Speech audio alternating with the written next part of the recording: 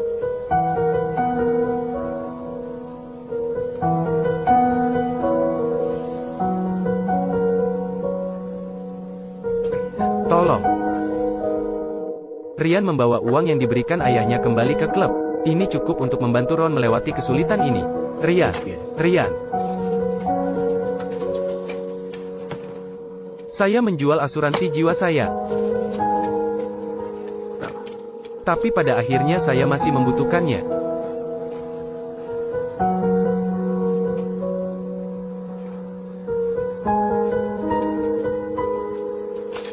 Pada saat ini, Ryan karena tidak minum obat dalam waktu lama, tubuhnya semakin lemah.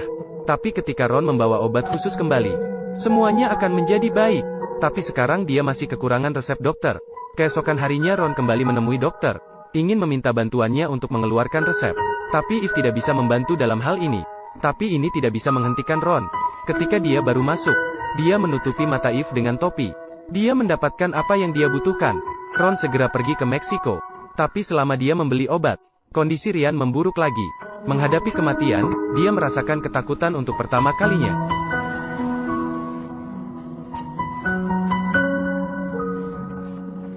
Pacarnya tidak tega melihat Ryan menderita. Jadi dia membawanya ke rumah sakit. Sementara itu di Meksiko, Dr. West sedang menunjukkan hasil penelitian terbaru kepada Ron. Ulat bulu saat menetas akan mengeluarkan cairan untuk melindungi dirinya sendiri.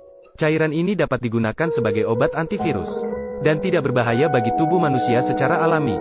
Kemudian West mengeluarkan artikel dari jurnal ilmiah. Namun dia tidak melihat kehadiran Ryan, membuktikan bahwa AK berbahaya dan tidak bermanfaat bagi sebagian besar orang. Namun artikel ini tidak diterbitkan di Amerika Serikat. Saat Ron sedang fokus membaca artikel tersebut, kaca rumah tempat menetasnya ulat bulu mulai berkedip-kedip, seolah-olah mengarahkan Ron. Saat dia masuk dan menyalakan lampu, kupu-kupu mendarat di tubuhnya. Momen ini seolah-olah menyembuhkan semua penyakitnya. Ron kembali ke klub dengan obat baru, namun tidak melihat kehadiran Ryan. Ternyata setelah pacarnya membawa Ryan ke rumah sakit, Ryan diberikan AK oleh Dr. Suwardi. Ternyata itu mempercepat kematiannya. Dia membawa obat itu pulang, namun tidak dapat menyelamatkan orang yang paling penting. Ron pergi ke ruang perawatan tempat Dr. Suwardi berada. Dia mencekik lehernya dengan kuat.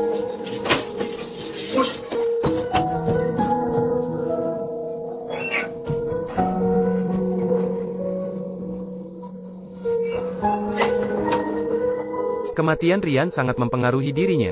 Malam itu Ron menangis lama. Keesokan harinya, dia membuat perubahan besar. Pasien-pasien yang sebelumnya tidak mampu membayar, Ron tidak lagi menolak mereka di pintu, tetapi memberikan mereka obat secara gratis. Klub mengalami kerugian. Dia menjual mobil kesayangannya. Ron memberikan makalah tentang AK kepada Eve. Setelah Eve pulang ke rumah, langsung pergi ke rumah sakit, menghentikan penggunaan AK untuk semua pasien. Juga membuat beberapa salinan tambahan dari makalah tersebut, menempatkannya di tempat yang paling mencolok di rumah sakit. Ron tidak peduli dengan infus yang terpasang di tangannya. Menghadiri konferensi AK, membantah mereka secara terbuka. Namun mereka mengatakan bahwa dia hanya seorang pengedar obat. Kalian semua takut di sana.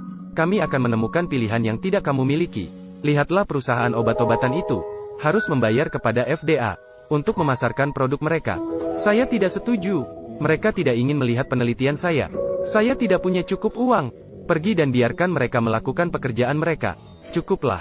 Di sana, aku berkata padamu, aku akan menghapus bekas luka di wajahmu. Isi 6 jam. Mungkin suatu hari nanti, kamu akan mengisi bekas luka di wajahmu. Isi 6 jam. Aku perlu kamu pergi. Ayo pergi. Datanglah, ambil ini. Datanglah. Jangan dengarkan omong kosong itu. Rumah sakit mengetahui bahwa Eve membantu Ron. Dia dipecat tanpa kejutan. Kalian pergi mati saja. Tidak lama kemudian, Ron menggugat Badan Pengawas Obat. 6 bulan kemudian, kasus ini diajukan ke pengadilan San Francisco. Meskipun hakim sangat simpati pada situasi Ron, namun terhadap permintaannya, bagi orang yang menderita penyakit tak bisa disembuhkan, harus memiliki hak untuk memilih obat mereka sendiri. Pengadilan tetap menolak bandingannya. Sementara itu, juga memperingatkan tindakan sewenang-wenang dari Badan Pengawas Obat, namun tetap tidak dapat mengubah hasil persidangan. Ron tetap kalah dalam gugatannya. Di pesawat pulang, dia terus mengerutkan keningnya. Namun ketika dia membuka pintu klub,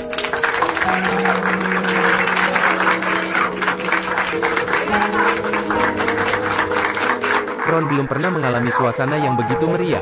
Sebenarnya, menang atau kalah dalam kasus hukum tidaklah penting.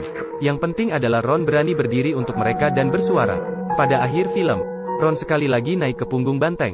Seorang penunggang banteng seperti berjuang melawan kehidupan, menggenggam erat punggung banteng. menggenggam tali pengikat dengan kuat. Mungkin akhirnya dia pasti akan jatuh. Tapi selama bisa bertahan 1 detik lebih lama, dia tidak akan melepaskan tali pengikat terlalu cepat. Inilah kemenangan yang menjadi miliknya.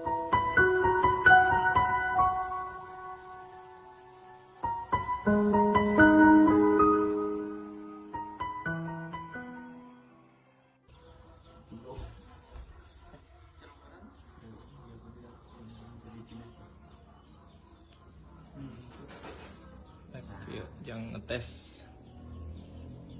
Silakan berlangganan ke saluran Lala School agar tidak ketinggalan video menarik.